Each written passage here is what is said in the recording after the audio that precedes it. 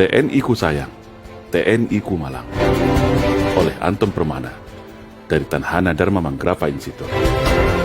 Saat ini, rakyat mulai tersadar akan kacaunya kondisi negara. Dan mulailah rakyat teriak dan panggil TNI. Kemana TNI? Tahukah kita semua bahwa 1. TNI kita hari ini adalah tentara yang paling sipil di dunia. Karena personilnya tak boleh bawa senjata, yang nampak bawa sarung pistol kosong di mana-mana. 2. Tahukah kita bahwa secara sistematis TNI kita seharusnya sebagai komponen utama alat pertahanan negara sekarang sudah bergeser menjadi komponen pembantu. Karena tugasnya hanya menjadi pembantu. Membantu tugas Polri, membantu bencana, membantu pemadaman kebakaran hutan, bahkan untuk menumpas separatisme yang jelas bahagian tugas pokok TNI tetap difungsikan untuk membantu Polri dalam tugas operasi penumpasan separatis yang diganti nama jadi kriminal dengan 1000 alasan. Yang komponen pendukung seperti komponen utama yang sudah jelas komponen utama TNI malah seperti komponen pendukung. Aneh bin ajaib. Yang ketiga, tahukah kita bahwa TNI kita hari ini sudah menjadi korban adu domba politik belah bambu antara TNI dan Polri, di mana Polri atas kebijakan politik dijadikan terdepan dalam implementasi konsep democratic policing. Sementara RUU Kamnas sengaja di-PTS-kan. Makanya TNI selalu berada di belakang Polri atau sebagai pembantunya saja. Yang keempat, tahukah kita bahwa jumlah Polri hari ini sudah 3 kali lipat jumlah TNI, alias 1:3, di mana secara anggaran pun Polri jauh fantastis di atas anggaran TNI. Tapi yang digemborkan kepada publik anggaran Kementerian Pertahanan yang paling besar. Padahal setelah dibagi berdasarkan matra, jauh di bawah anggaran Polri.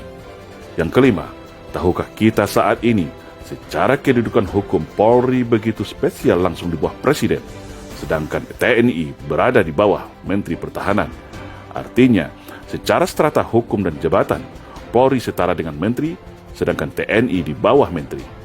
Yang keenam, tahukah kita bahwa sudah hampir semua peran TNI saat ini sudah diambil alih oleh polisi, termasuk peran pembinaan teritorial, cipta kondisi dan pasukan kombatan.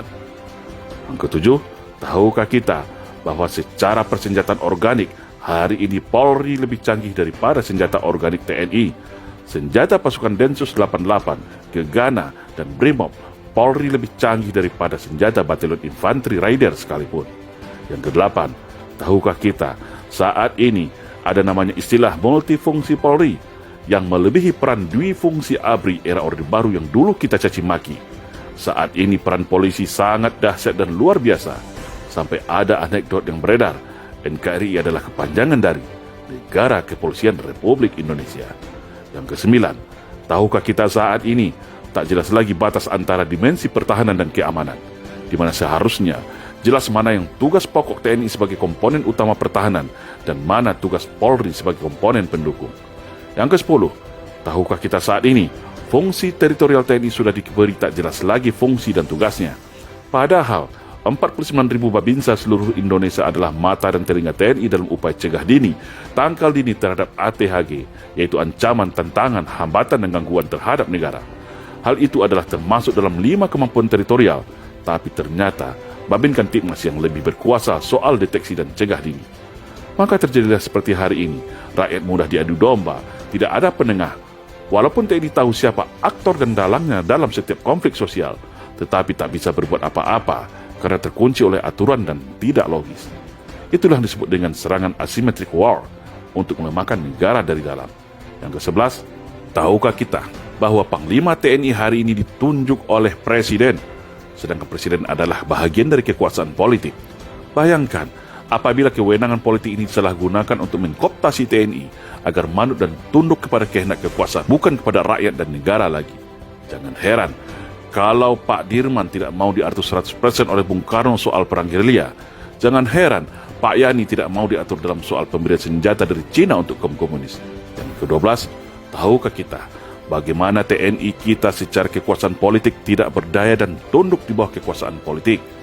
TNI tunduk pada kekuasaan supremasi sipil, tapi anehnya dan kontradiktif, Polri yang katanya sipil bersenjata mempunyai pasukan kombatan, peralatan tempur mutakhir, sehingga Di dunia boleh dikatakan Polri adalah polisi yang paling militeristik di dunia saat ini, sampai memerangi terorisme dan separatisme yang seharusnya tugas TNI juga diambil oleh Polri.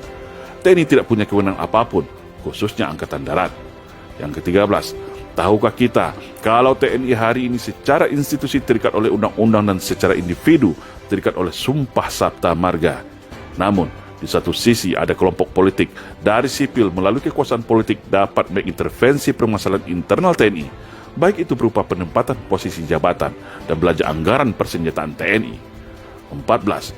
Sadarkah kita, slogan sinergitas TNI Polri hanyalah cara halus mengikat TNI ke belakang, tetapi memberikan kekuasaan luas kepada Polri di depan. Logikanya, buat apa dulu TNI Polri dipisah, lalu saat ini diikat lagi dengan bahasa sinergitas? Kan jadi aneh dan menimbulkan tanda tanya besar. Sinergitas artinya tetap di bawah kendali Polri. Nah, semua penjelasan di atas adalah baru beberapa bahagian yang menjadi beban tugas, beban moral, beban psikologis mental prajurit TNI dalam menunaikan bakti pada negara. Sudah sangat jelas bagaimana upaya sistematis untuk mengekang TNI, melumpuhkannya, dan menempatkannya berada di belakang peran dan tugas Polri. Sungguh TNI ku sayang dan TNI ku malang. Ketika ada kejadian berupa perang, bencana alam, dan gangguan keamanan berat, TNI baru dipanggil untuk diperbantukan. Tetapi ketika itu berupa fasilitas politik, kewenangan dan sarana prasarana, TNI selalu diminta untuk bersabar, untuk banyak mengalah, dengan slogan Bumi Pertiwi. Hari ini barulah kita sadar bahwa pelemahan TNI ini adalah bahagian sistematis dan pembalasan dendam dari para kelompok neo-PKI, agar mereka leluasa merebut Indonesia dan merubahnya menjadi negara komunis. Sungguh miris ketika tentara dibuat tak berdaya dan kalau bisa masuk barak saja dan jaga perbatasan. Namun ketika negara sudah sekarat, baru semua teriak dan panggil nama TNI. Ketika semua peran TNI diambil, lalu terjadi konflik polemik yang tidak terkendali lagi, baru panggil TNI. Kemana TNI? Yang enak buat Polri, yang susah dan berat baru TNI, yang disalahkan TNI, yang dipuja-puja Polri. Inilah yang dirasakan oleh para keluarga besar TNI hari ini. Dan itulah yang kita maksud sudah terjadi infiltrasi politik belah bambu untuk memecah TNI dan Polri. Satu diangkat, satu diinjak. Dan strategi ini baru sekarang kita sadar adalah bahagian infiltrasi politik para anak PKI yang berhasil menyusup secara halus mempengaruhi putusan politik pasca reformasi. Lalu siapa lagi yang akan jaga bangsa ini dari upaya infiltrasi ke masyarakat untuk adu domba, hasut-menghasut, dan berupa perang narkoba atau lainnya yang tujuannya untuk melemahkan Indonesia dari dalam? Sungguh TNI ku sayang, TNI ku malang. Semoga bangsa ini tersadar dan mengembalikan jati diri TNI sebagai tulang punggung negara. Saya yakin, kalau fungsi teritorial TNI berjalan dan TNI kembali ada tempat di Senayan, maka insya Allah agenda komunisme di Indonesia akan kembali bisa dipatahkan. Karena TNI punya peta dan tools strategi untuk itu. TNI harus kembali menjadi jati dirinya sebagai prajurit Sabta Marga yang berwibawa sebagai penjaga Garuda, pengawal Pancasila, garda utama menjaga keutuhan NKRI.